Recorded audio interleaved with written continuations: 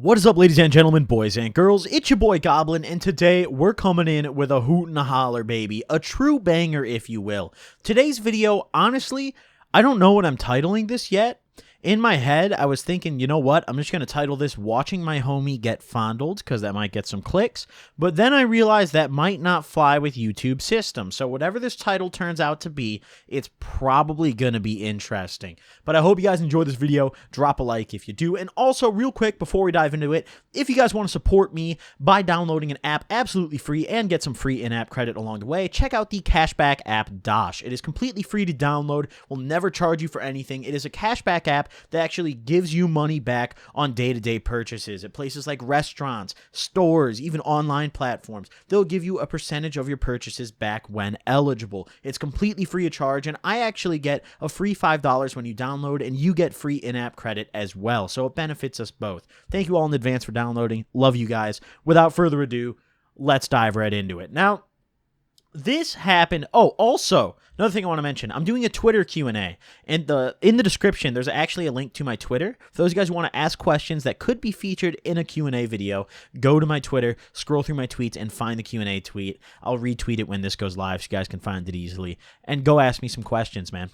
I'll only be answering stuff out of the Twitter replies. But either way, let's dive into it. This happened a long time ago, guys, and I believe I briefly touched on this story on stream once. I think it was even a while ago on stream when I touched on this, but nevertheless, this happened back in high school, my junior year of high school, second semester. And the reason I know that so specifically, pardon me, is because Ashton was there. And the window of time that Ashton and I hung out was really that school year and that semester, right? So this went down around then. And I remember this was a pretty typical night. You know, I went and picked up Ashton in my car, and I let him drive for most of the night. And then we went and picked up a friend of ours named Michelle. Now, Michelle was a girl who I had been friends with for a long time, and then I introduced her to Ashton when me and Ashton became friends. And then eventually Ashton ended up dating this girl, but they weren't like a thing at all yet or anything. They were just like a part of the friend group, right? So either way, we go pick her up, and then it's just us three, and we're kind of chilling, figuring out what to do. And of course, my man Ashton has some ketamine. Now, this guy always stayed with the K, and it was always of top quality. Like, this dude just had some phenomenal ketamine, and I was a fan of it. Him and I used to just go to town on the K together and sit there just drooling damn near. But nevertheless, him and I, we do a couple bumps of K, and then we give Michelle the keys to my car to just kind of drive us around, because she didn't like ketamine at the time. I think she dabbled in it eventually, but I don't think she liked it very much at the time. So she drove around while me and Ashton just got lit, you know? And the night started off pretty boring. Like, we didn't even have a spot to go to. We had nothing to do, right? We were just cruising around, getting fucked up, and basically driving Ashton to serves, right? That's all that was happening. And eventually, Kevin hits me up. Very common character. I'm sure all you guys know Kevin by now. He hits me up and he's like, yo, dude, what you doing? I'm like, hey, I'm kicking it with Ashton and Michelle. You want to come hang? He's like, yeah, dude, come pick me up. So we tell Michelle, go. Speed to Kevin's house now. Let's link with Kevin. We pull up on him. He comes and hops in the car, and now it's us four. And for most of this night, we didn't do anything special. I remember we went over at one point to Kevin's house because his parents weren't home. We were doing a little bit of K in there just to have a spot to get out of the car, stretch our legs out and shit. And you know, we were kind of trying to discuss what we were going to do that night, but the problem was nobody had a spot for us to hang out at. There was no parties going on or anything, and it was just a pretty boring night. So we just kind of came to the consensus that getting fucked up and riding around in the car was a little better than staying at home and doing it. You know, if we had Michelle as our little designated driver, then everything would be perfect, right? So that's what we decided. Michelle, for some reason, was just down. She was like, as long as I can tap the blunt, I'll drive wherever, you know? So, of course. And Ashton couldn't smoke either, so it was just me, Kevin, and Michelle on Roto. So it was kind of nice, you know? We're cruising around, driving Ashton to a lot of serves. And eventually, there's one serve in particular. Now, by this point in the night, allow me to go back a little bit. At this point in the night, it was like 10 or 11 p.m. It had gotten late, and we'd been out for the whole evening, inhaling ketamine like air, like it was straight oxygen. We were consuming ketamine at a rate that is unfathomable. I have no idea how much we blew through, but it felt like every other red light we were doing bumps. It was ridiculous. So by the time it got to this point in the night where Ashton had another serve, Ashton is the most functioning out of the three of us that were doing ketamine, because Kevin and I, we were still fairly new to it. Kevin was the least functional of the three of us, right? Kevin is literally drooling. Like, this guy, I look over to him because I'm sitting in the back seat, right? Of my own car, mind you, but whatever. I didn't care. I'm sitting in the back seat, and Kevin's sitting to the right of me. I look over at this guy, and his head is leaned back, and he's literally, like, drooling, dude. His mouth is open. He's just like, oh. And I'm like, oh, my God. This dude is lit. This is going to be a wonderful evening. So we have another serve pop up. For those of you guys who are OG fans, you might remember the story I made about how the police searched my car one time and didn't find the acid, but they found this girl's purse in the car and charged Kevin with the paraphernalia. For those of you guys who are OGs and remember that video, this is the event that led up to that. So it was actually this girl's purse who we're about to go serve, right? So there's kind of a little connection here. The goblin lore is expanding for all you real goblin stands out there, if you will. The lore is expanding, okay? It's getting bigger, it's getting broader, and there's a lot of knowledge to be had out here. But either way, we get this serve. She hits up Ashton. She's like, yo, can I grab some shit, right? I don't remember what she was buying. I don't remember what the fuck she was buying. But it couldn't have been that important because she left her whole purse in the car. But she took it with her. But nevertheless, either way, we go pick this girl up, and she was really good friends with Michelle. Like, Michelle had known this girl for a long time, so this wasn't just like a random serve. She went to the high school that I used to go to before I got transferred out to go to an alternative school. So I kind of was familiar with her, in a sense. Like, I wasn't friends with her, but I knew who she was. Trustworthy girl. So she comes and gets in the car, and she sits in between me and Kevin, right? We go pick her up. She sits in the car, and conveniently, we have a blunt that's about to get sparked. So we ask her, we're like, hey, you want to hit this blunt? She's like, yeah, sure, I'll tap the blunt. So we got Michelle kind of cruising around. It's me.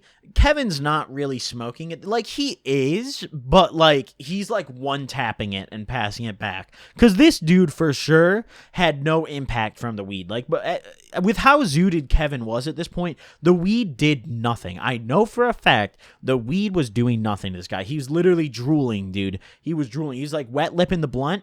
And I couldn't even say anything because I was like, well, he can't control his saliva right now, so whatever. But either way, I'm just K'd up enough where I can still function, right? I'm not at the Kevin point. But this girl is sitting in between us, and we're going to call her Heather. Heather is, like I described earlier, girl I kind of knew. She gets in between myself and Kevin, and I guess Heather, I kind of knew this in advance, but like I never knew how blatant it was about to get. Heather found Kevin really attractive. She had always been very attracted to Kevin, and like even in school, like she would like make comments like to him and shit. Like she wanted Kevin's meat immediately. All right, there was no ifs, ands, or buts. She didn't care who else was in the car. It's nothing. So we smoke this blunt and we pull over, right? And, Ashton is getting ready to scale out and serve whatever he's serving to her. And we're planning on smoking another blunt, right? And she's like, oh, I'll roll it. So we're like, oh, okay. She looks over to Kevin, and she's like, can I feel your abs? And Kevin kind of lets out. At this point, the whole car is silent. Because I like, it took me a minute to process what she was trying to do here. Because at first I was like, oh, he must just have cool abs. And I'm like, wait a minute, dude. Wait a fucking second. Like, hold on. I think I see what's happening here. She has to feel his abs. And Kevin, in a damn near dysfunctional state, lets out the most half-assed, like, yeah, like, that I've ever heard in my life. Like, his lips didn't move.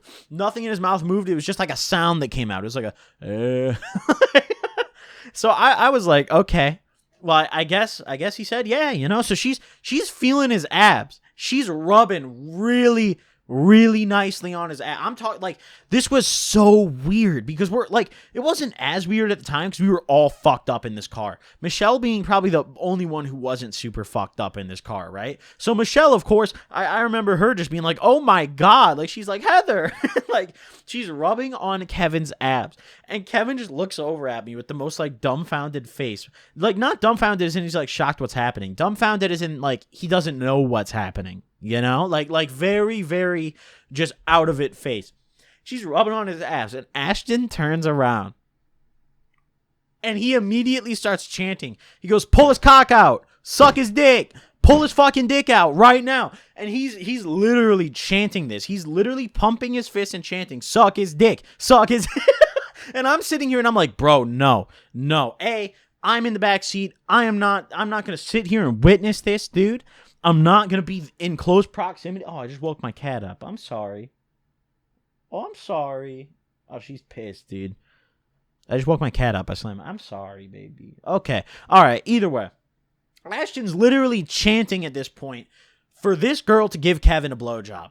And at this point, I gotta do something, dude. Because there's a little part of me, I'm so fucked up, but there's a little part of me where it's like, hey, I kind of want to go with this chant, you know? But then I remember a conversation that Kevin and I had a day or two prior. We had talked about this Heather girl and how like she was really into him. And I remember I had conversated with Kevin and I was like, dude, do you want to get with her or no? And he's like, no, dude, I don't think she's hot at all. And once I remember that, I'm like, wait a minute. Kevin's getting tricked, dude. And of course, Ashton didn't know that conversation happened. Ashton probably just thought he was helping a homie get laid. But I remember that conversation.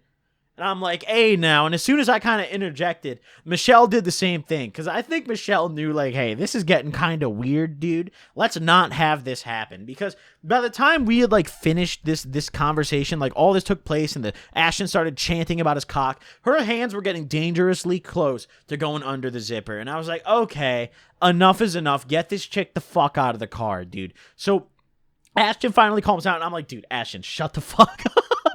And he's like, all right, here's your drugs. He literally just hands her the bag. He's like, all right, here's your shit. Give her the shit. We go drop her back off at the house. We never ended up rolling this second blunt. This second blunt never got smoked. And the entire time, Kevin is too inebriated to know what happened. I remember the next day, me and Kevin, we linked up, right? And I have to explain to him the extent of what happened because he had a brief memory. He was like, dude, did I get a hand job or something last night? And I was like, no. But it was going that route. And I remember I had to explain to him that he did not get a hand job, but this chick did a little bit of drugs and almost assaulted him in his inebriated state. But luckily, we put a stop to that, dude. Thank God we put a stop to that. But either way, I hope you guys enjoyed this video. Man, listen, this wasn't the craziest thing that ever happened, but I thought the context of this was hilarious, dude. This is something I still look back on as one of my funniest memories for it, ever, honestly. This was just such a funny moment, dude. Because the way Kevin reacted to it the next day, we saw this girl at school, actually, like following this, right? Well, I didn't, but Kevin did. I saw this girl, or Kevin saw this girl, pardon me. I'm stoned, dude. I'm fucking up my sentences. Kevin saw this girl at school, and I remember he used to text me about it whenever he'd see her. He'd be like, dude, she just came up to my locker. Like, all this shit. And I'm like, dude, you got to tell her to fuck off. Like, this chick started rubbing on you when you were drooling. That's a little too far. But either way, hope you guys enjoyed this video. Drop a like if you did. Thank you all for watching. I'll see you guys next time. Peace.